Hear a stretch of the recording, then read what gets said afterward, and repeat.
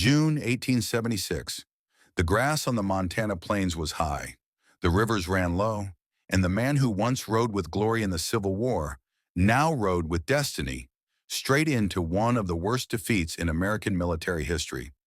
His name was George Armstrong Custer, a golden-haired general turned legend, a man hungry for greatness and blind to disaster. But Custer didn't fall to arrows and bullets alone. He was undone by his own decisions, 15 fatal mistakes that unfolded like dominoes, each one tipping the next until there was no escape. 1. Underestimating the enemy's numbers. They can't possibly outnumber us. Can they? Custer had reports, multiple ones, that a large native camp had been spotted along the Little Bighorn River. But in his mind, large meant hundreds, maybe 1,000 warriors, not thousands. When his Crow and Araucara scouts reached a bluff overlooking the valley, they froze. Below them stretched a massive encampment, over 10,000 Lakota, Cheyenne, and Arapaho, with up to 3,500 fighting men. The scouts begged Custer to reconsider. One scout even removed his army-issued uniform and put on his tribal garments, a quiet signal that death was coming. But Custer refused to believe it. "If there are that many," he sneered, "the entire Sioux Nation is down there." He thought it was a bluff. It wasn't. This was no skirmish. This was the largest Native American army ever assembled on American soil, and Custer charged in blind. 2. Dividing his forces in enemy territory. Divide and then be conquered, Sun Tzu once said. Divide your enemy to conquer him. Custer did the opposite. He divided his own army on enemy ground. With no clear layout of the land and no updated intelligence on the village's layout, he split his regiment into 3.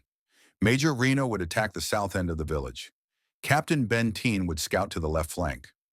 Custer himself would ride with the remaining 210 men to strike from the north. But the plan had a fatal flaw: distance. The 3 groups were miles apart with no communication systems in place except for unreliable messengers on horseback. They couldn't support each other if one group came under fire. And they would. Reno's men were shredded. Bentine wandered aimlessly. Custer, alone, surrounded, outgunned. In the history books, it's called a tactical deployment. In reality, it was a suicide split. 3. Ignoring his native scouts, the men who tried to save him. The Crow and Araucara scouts were not just allies. They were veterans of the plains. They knew how Sioux and Cheyenne warriors fought, how they moved, how they prepared for battle. As they watched smoke rise from thousands of teepees and saw the movement of warriors painting their faces for war, they sounded the alarm. One scout, white man runs him, warned, "Too many. You cannot fight. You must wait." Another Curly tried to convince him to halt and send word to General Terry for reinforcements. But Custer believed they were exaggerating. He accused the scouts of cowardice and even insulted their honor. "The 7th Cavalry doesn't run," he snapped. The scouts removed their army-issued gear, preparing for death. They tried to save his life. He ignored them all, and he took 210 men with him. 4. Rejecting Gatling guns and reinforcements. Who needs firepower when you have glory? Before the campaign, Custer was offered Gatling guns, early machine guns capable of firing 350 rounds per minute. They were heavy, sure, but devastating in defense. He turned them down. Too slow, he said. They'd slow the march. He also declined hundreds of infantry reinforcements from General Terry.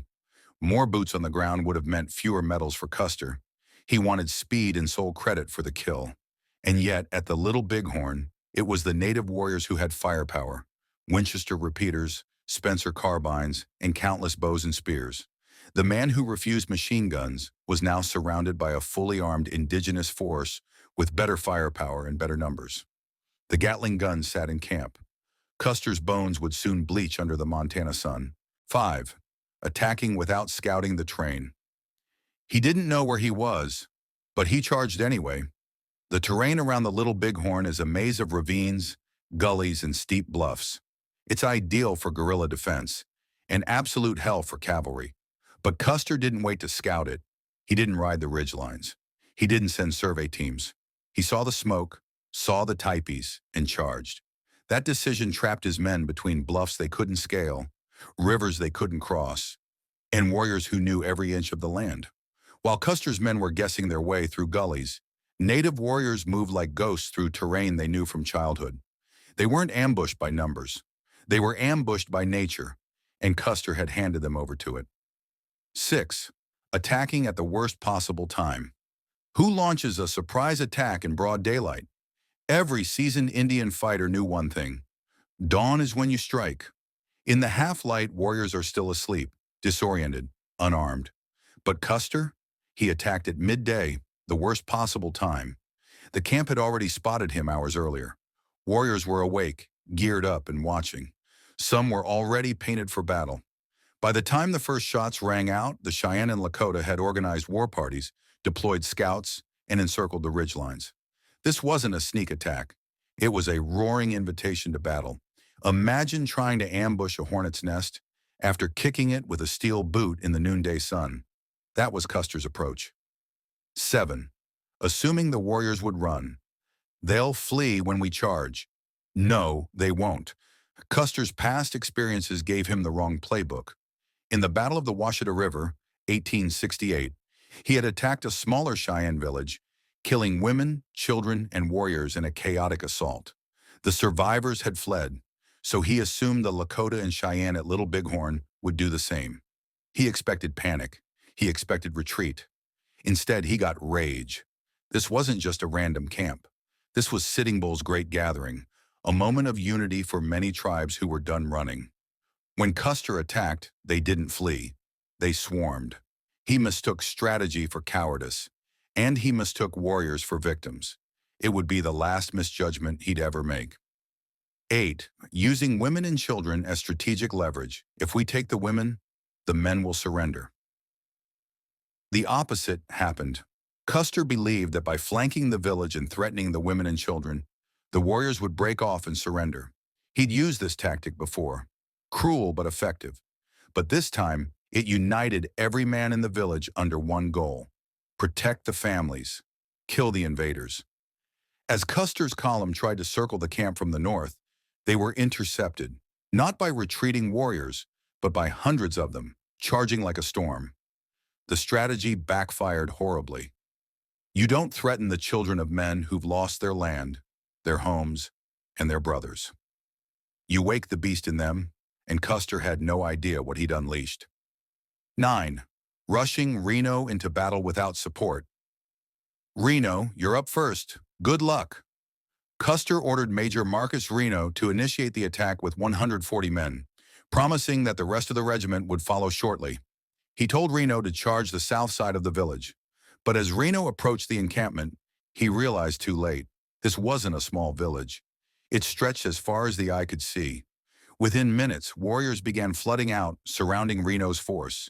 Chaos erupted. Horses screamed. Gunfire echoed off the cliffs. Reno panicked and ordered a retreat into the timberline near the river. There, half his men were slaughtered or left scattered and disoriented. Custer never came to support him. Bentine wasn't even nearby. Reno had been tossed into a meat grinder, with no backup. 10. Sending a vague, desperate message to Bentine. Big village, come quick. The message that meant nothing. After hearing nothing from Bentine, Custer sent a hasty courier with a scribbled note. Bentine, come on, big village. Be quick. Bring packs. That was it. No location, no direction, no explanation. Bentine was already slowed by rough terrain and confusion, and the pack train, carrying critical medical supplies and ammunition, was even farther behind. By the time Bentine read the note, he had no idea where Custer was, how bad things had gotten, or what big village really meant. Bentine hesitated. By the time he advanced, Custer's command had already been wiped out. In war, communication saves lives. Custer's message was a whisper in a hurricane. 11. Choosing the worst possible ground for a final stand. Trapped between a bluff and a bloodbath. The hills above the Little Bighorn look quiet today, wind through the grass, nothing more. But in June of 1876, they became a killing ground. When Custer finally realized he'd been surrounded, he pulled his men onto a series of ridges now known as Last Stand Hill.